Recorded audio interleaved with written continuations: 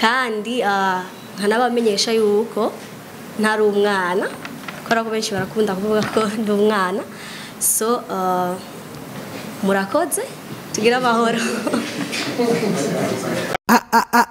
Isaac TV oh.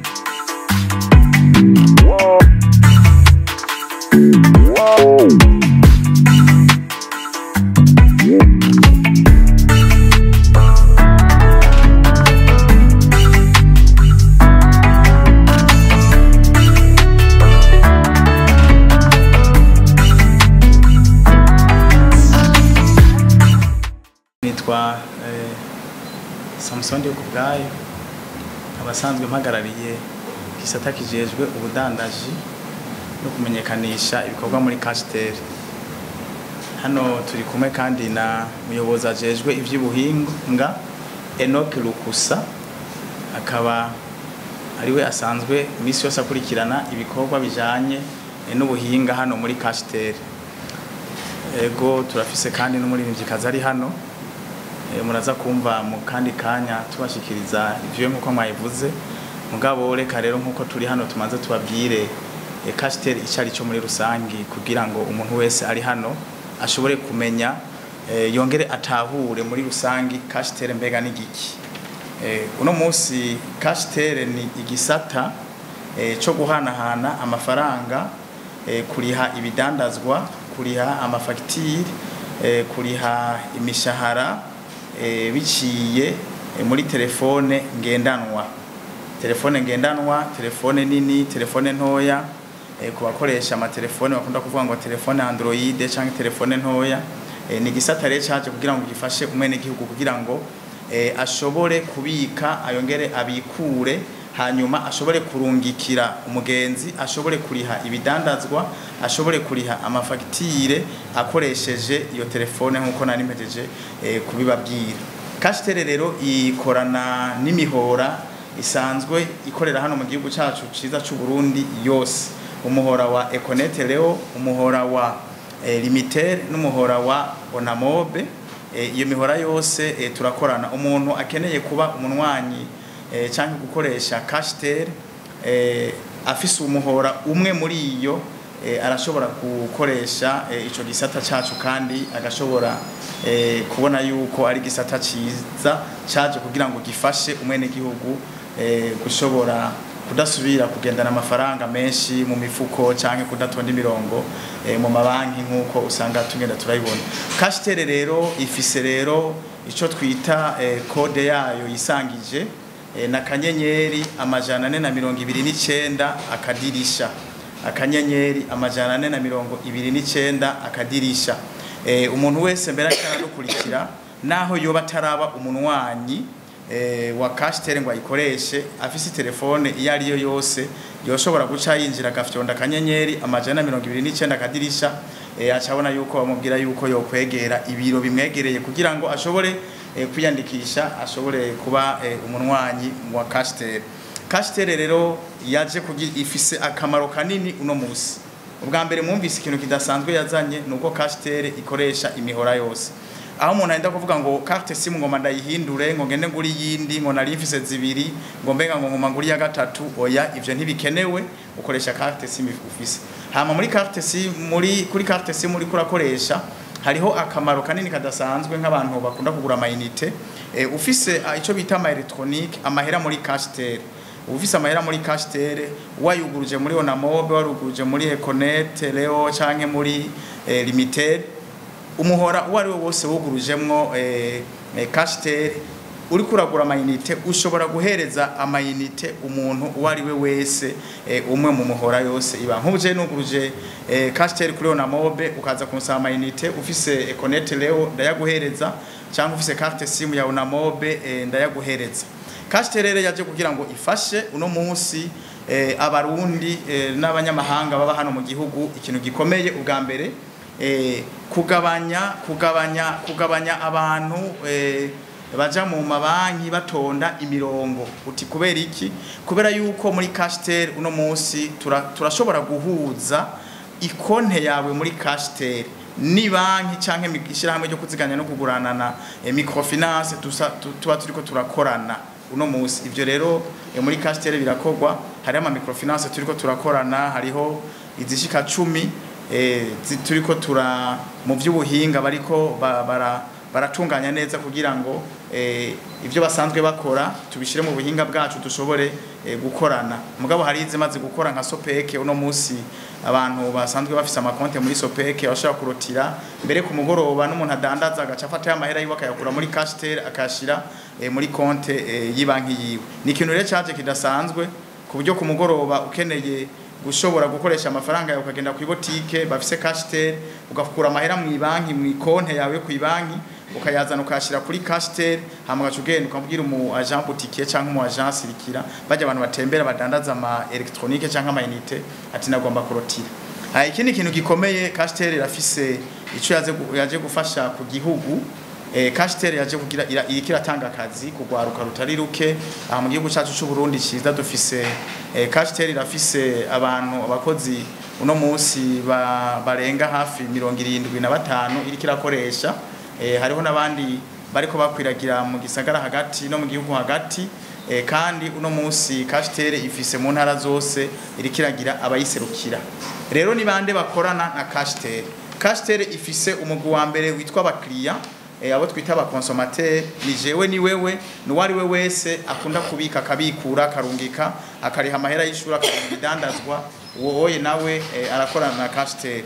Castel kandi irakorana nabo twita aba agent muzobona abantu bambaye amajire nk'iyi jire nambaye canke izindi bajya bambaye ziga za Econet za Limikash za Ecocash bajya abafise za banko buzan za sesema karavyo benshi hari usanga banafise na Castel wari we wese rero bajya ngo twita aba agent abo baja rero ni babandi dushobora kwitura iyo dukeneye kugura ama electronique cyangwa kurungika kubika no kubikura cyangwa no gushobora kuriha ikintu cyari cyo cyose ari kidandazwa ari fagitire cyangwa ari amahera y'ishure cyangwa imbere no kugura imbere n'amayinite.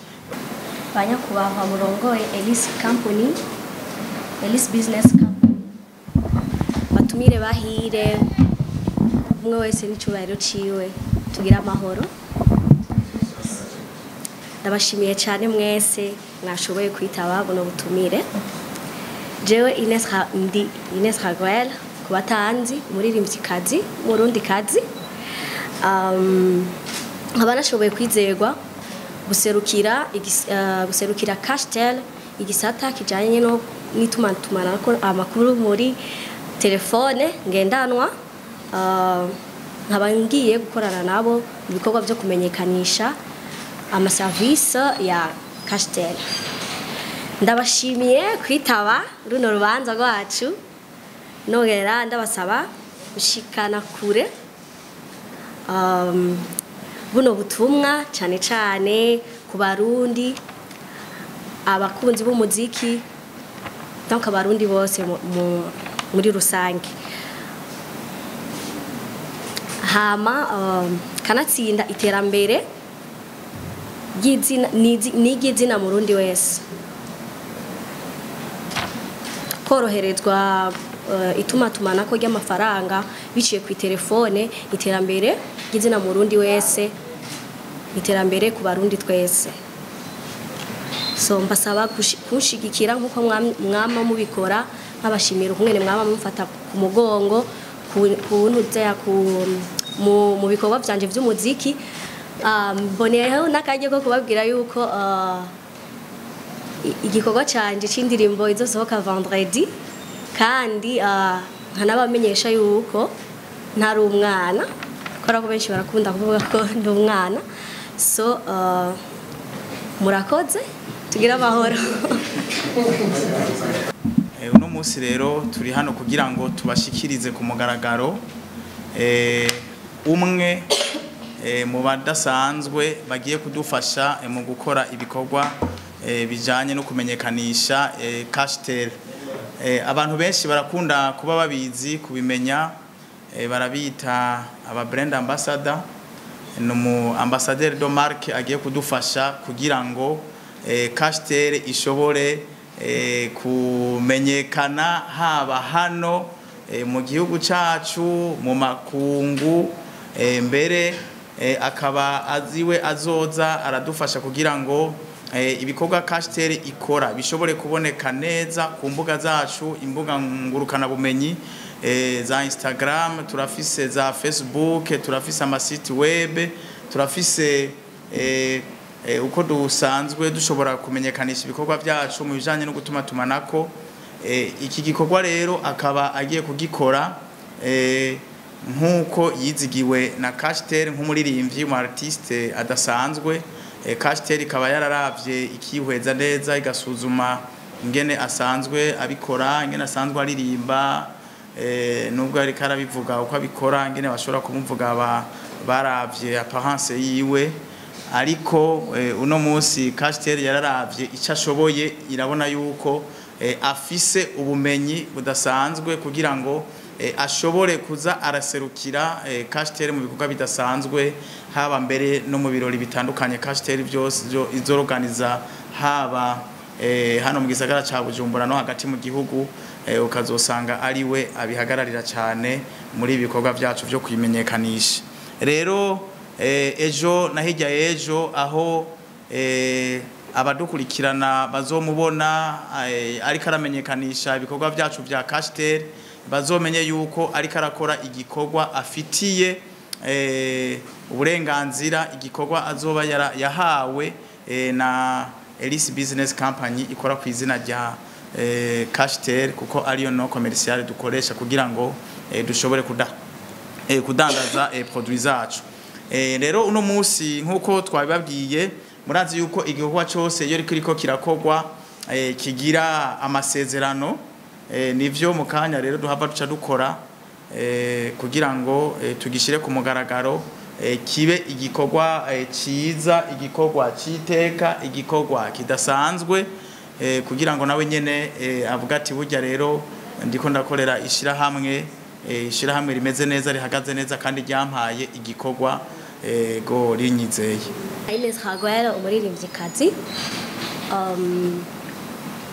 igituma batwa bihenze nuko nzi ko mu akazi kiwarenda gakorana ishaka n'umwete, kuko umuntu aguhaye akazi kugira nawe wihembe neza bisaba ushiremo umwete no gushaka ako kazi.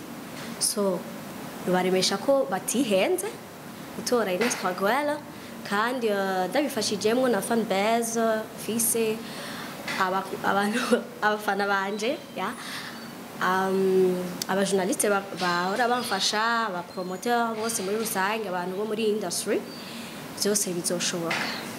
Ego ore no kwikora mu gahogo, akoreshe no buhinga bwose asanzwe afise kugira ngo ashobore kuyipromotinga neza, abantu bashobore kuyimenya, haba hano mu gihugu cacu no hanze y'igihugu, kuko castel no munsi ahiri yaramwiteguriye neza kugira ngo ize imufashe. Rero we nyene turi kumwe muri castel tuzomufasha kugira ngo dushobore kumuha ibikenewe, kuko intambwe yotera yose nuko castel nayo yo bifise ivyo yamworoherejemwo mu bijanye n'ivyo ari kuriwe, nko guhabwa ibimufasha muri visibilité, ibikoresho ashobora gukoresha yari karakora bijanye no kumenyekanisha ibikorwa dusanzwe dukora, canke gushobora gushira ku mbuga ibikenewe byose bivanye n'ivyo twamuhaye. Twebwe rero turizera neza yuko tuzokorana nawe neza, kandi nawe nyene turavye tumaze kumviriza ingene dusanzwe tubona akora, tukaba tubona n'ingene mungana mwaje kumushigikira, turizera yuko afise umuryango munini wagutse uzomufasha mbere no kugira ngo ashobore gushika ku ihangiro ryiza, castel yacu, castel yiwe ishobore gushika igomba gushika. Isaac TV. Oh.